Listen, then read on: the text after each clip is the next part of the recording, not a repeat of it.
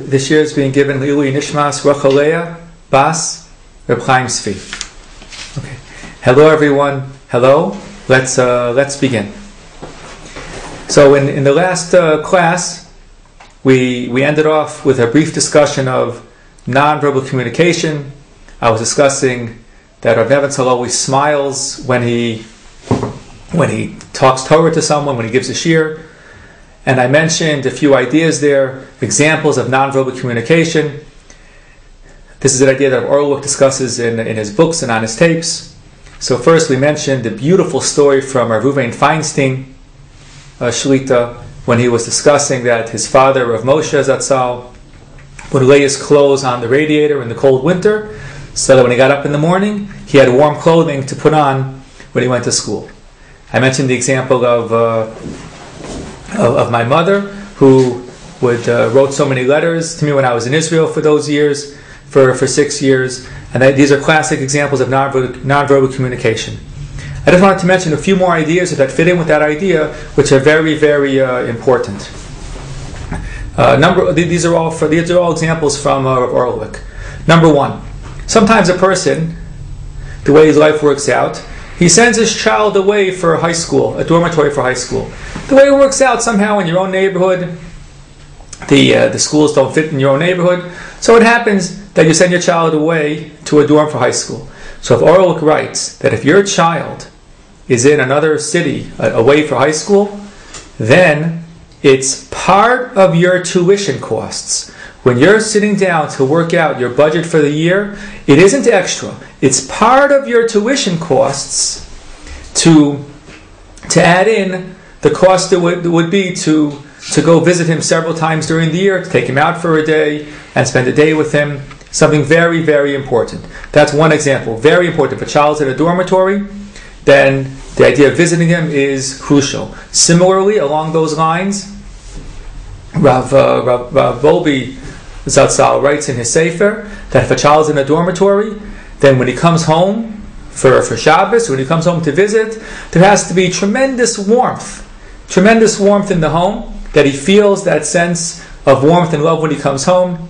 These are two ideas. Again, this is examples of showing that kesher, and this is also nonverbal communication, that you're showing how much it means to you to spend time with your child, and how it feels when he comes home. So that's one very important example to add to last week's shiur. Just two other examples of what Orlick talks about. Number one, when a father learns with his son. It's wonderful for a father to learn with his son. You learn Torah with your son. We have the Avos Ubanim that goes on all over, father and son learning, that goes on all over the world. Orlick points out that sometimes it happens that a father can be sometimes one of the worst chavusas for a son. Why? Because there's a pressure.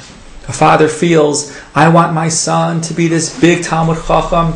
I didn't achieve that high level, and I want him. And there's a pressure, to have his son learn more and more. And sometimes that pressure with the learning, it adds tension, and then the child leaves the learning session with a negative taste in his mouth. It's very unfortunate. So Orlick therefore says to count, and I mentioned last week that Rav Shmuel Auerbach, Shlita, one of the Dolei Ador, he writes, he says over, that he remembers from learning with his father, with Rav Shlomo Zalman Zatzal, just the simcha his father had when they learned together. So Orlick gives very good advice. He tells fathers, when you're learning with your son, to, let's say you're going to stop at 3 o'clock, your learning session, that's when you plan on stopping, offer to stop 5 minutes early. At 5 to 3, if you're learning well and it's pleasant, so you can offer to stop then. To end on a pleasant note is more important than getting in that last 5 minutes. To end on a pleasant note, like you want to shove in, you want to get in another Tosfos, another few Mishnayos. Orlick says, in the long run, that feeling, that positive feeling that I had a pleasant time learning with my father is worth more than the extra 5. So it's a very good idea. I made a joke, sometimes the way your person's schedule works, you have 8 minutes to learn with your son. So if 8 minutes to learn with your son, then if you knock out the last 5, it's only 3. All right. So you do your best to conquer that problem. But this is a good idea to make the learning session positive, non-verbal communication. One more example. This is a classic example. This is in Orlick's book. Yeah, there's a story that once there was we'll call him the father. He was living in Bnei Brak. So the father had a son learning in yeshiva in Yerushalayim, and he'd go visit it in Yerushalayim. The father himself had a father, we'll call him the grandfather. He was an elderly man, and he was in an old age home in Yerushalayim. So the father in Bnei Brak, what he would do is when he would go visit his son in Yerushalayim in yeshiva, he would, he want to kill two birds with one stone, accomplish two things at once. He would swing by and visit his father, visit the grandfather in the old age home. And that way, it was travel wasn't so easy. It was a very productive way of spending his time. So Orlick writes in his book, he told him, that at least once in a while, when you should visit your son in Yerushalayim and not visit the grandfather.